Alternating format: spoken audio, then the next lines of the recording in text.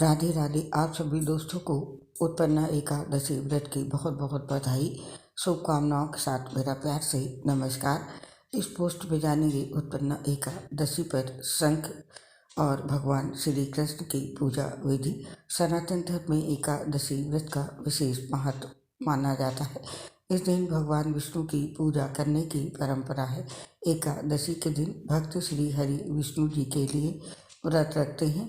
जो लोग एकादशी व्रत को करते हैं उन्हें श्री नारायण का पूरा आशीर्वाद मिलता है। इस माह 8 दिसंबर को एकादशी व्रत रखा जाएगा। सनातन परंपरा के अनुसार उत्पन्ना एकादशी के खास दिन पर शंख की पूजा करने का विधान है और इसके साथ ही इस दिन भगवान श्री कृष्ण की अभिषेक और पूजा की जाती है। आइए जानते हैं इस दिन बाल गोपाल का अभिषेक किस तरह करना चाहिए। एकादशी पर व्रत उपवास करना चाहते हैं तो इस दिन सुबह स्नान के बाद भगवान गणेश की पूजा करें। गणेश जी को जल चढ़ाएं, वस्त्र और फूलों से श्रृंगार करें, चंदन दूर्वा हार फूल अर्पित करें, लड्डू का भोग लगाएं, धूप दीप जलाकर आरती करें। गणेश जी की पूजा के बाद भगवान श्री कृष्ण का अभिषेक करें। बाल गोपाल का अभिषेक सुगंधित फूलों वाले जल से करें।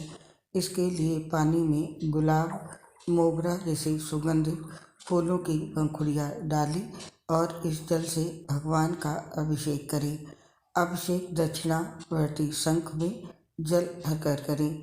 बाल गोपाल को पीले चमकीले वस्त्र पहनाएं, फूलों से श्रृंगार करें, मोर पंख के साथ मुकुट पहनाएं। पूजा में गौ माता की मूर्ति भी जरूर रखें।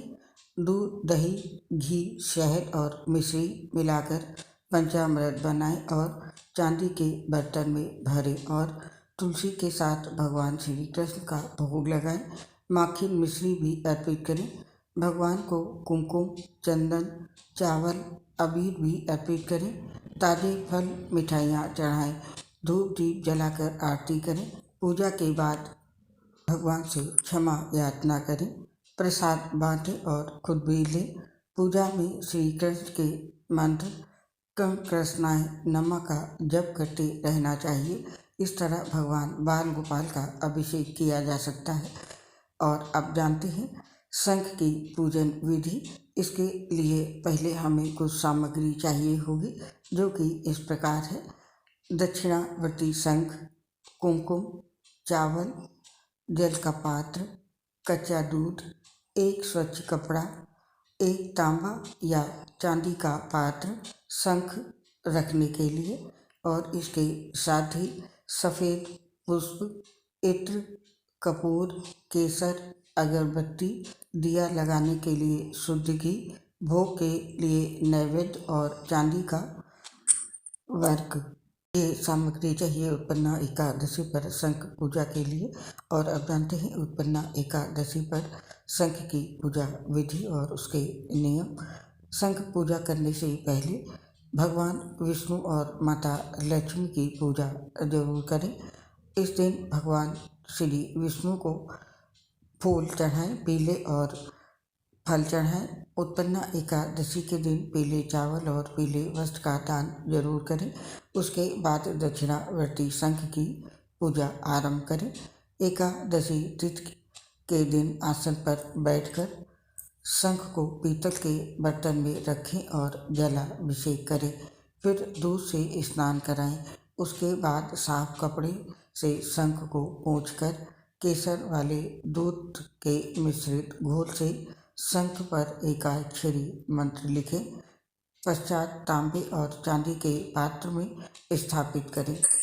अब इस पर अक्षत और सफ़ेद फूल चढ़ाएं। उसके बाद धूप और घी का दीपक जलाएं। इसके बाद सच्चे मन से शंख का ध्यान करें और शंख की पूजा करने के बाद उसमें जल भरकर पूरे घर में छिड़काव करें। इससे मानसिक और शारीरिक शांति मिल सकती है। पूजा के बाद शंख के नीचे रखे अक्षत को बिटोरकर उसे अपनी तिजोरी में रख दें। इससे आर्थिक लाभ हो सकता है और आपके जीवन में आ रही सभी परेशानियां दूर हो सकती हैं। और अब जानते हैं शंख पूजा के दौरान कौन सी बातों का विशेष ध्यान रखना चाहिए। शंख की पूजा करने से पहले माता लक्ष्मी और श्री हरि विष्णु की पूजा अवश्य करें। भगवान विष्णु के सामने दक्षिणावर्ती शंख की स्थापना करें। दक्षिणावर्ती शंख का विधि पूर्वक अभिषेक करें। गोपी चंदन का तिलक लगाएं और उसी शंख से भगवान विष्णु और माँ लक्ष्मी का अभिषेक करें। भगवान के समक्ष दिया जलाएं। भगवान विष्णु के नामों का जाप अवश्य करें। इस बात का ध्यान रखें कि शंख में गंगा जल भरा हो और फिर पूजा के समाप्त होने के बाद उसे पूरे घर पर छिड़कें। अंत में आरती करें। अगले दिन अपने व्रत का पारण करें। भगवान विष्णु के पूजन मंत्र इस प्रकार से हैं। ओम नारायणाय विग्रहे वासुदेवाय धीमहि तन्नो विष्णु प्रचोदयात्। और अगला मंत्र है ओम नमो भगवते वासुदेवाय। ओम नमो नारायणाय। ओम नमो भगवते वासुदेवाय नमः। और इन मंत्रों के साथ श्री विष्णु सहस्त्रनाम स्तोत्र का पाठ करें। और अब जानते हैं कि उत्पन्ना एकादशी का व्रत क्यों रखना चाहिए। क्योंकि मान्यता के अनुसार इस दिन स्वयं भगवान विष्णु ने माता एकादशी को आशीर्वाद दिया था और इस व्रत को महान व पूजनीय बताया था। कहा जाता है कि उत्पन्ना एकादशी का व्रत रखने से मनुष्य के पूर्व जन्म और वर्तमान दोनों जन्मों के पाप नष्ट हो जाते हैं। जो व्यक्ति उत्पन्ना एकादशी का व्रत करता है उस पर भगवान विष्णु की असीम कृपा बनी रहती है। उत्पन्ना एकादशी व्रत करने से 1000 वाजपेयी और अश्वमेध यज्ञ का फल मिलता है। इससे देवता और पितर तृप्त होते हैं। इस व्रत को करने से सभी तीर्थों का फल मिलता है। इस व्रत को विधि विधान से निर्जल व्रत करने से मोक्ष व विष्णु धाम की प्राप्ति होती है।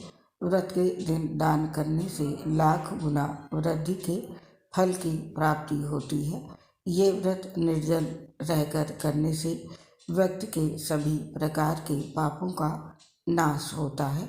तो इसीलिए हमें उत्पन्ना एकादशी का व्रत करना चाहिए। आप और आपके परिवार पर माता लक्ष्मी और भगवान विष्णु का आशीर्वाद सदैव बना रहे। इसी कामना के साथ आप इस पोस्ट को समाप्त करने की आपसे आज्ञा चाहते हैं। दोस्तों, आपसे अपनी एक प्रॉब्लम शेयर कर रहे हैं। हम लीवर सिरोसिस सहित कई गंभीर बीमारी से पीड़ित हैं, जिसकी वजह से पोस्ट बनाते समय काफ़ी दिक्कत आती है। सांस फूलने की वजह से आवाज़ सही नहीं आ पाती है। इसके लिए हमें क्षमा कर दें और अपना सहयोग हमारे साथ बनाए रखें। उम्मीद है आप हमारा साथ ज़रूर देंगे। इसके लिए आप सभी का हृदय से बहुत बहुत धन्यवाद। जय श्री राधे कृष्ण। राधे राधे।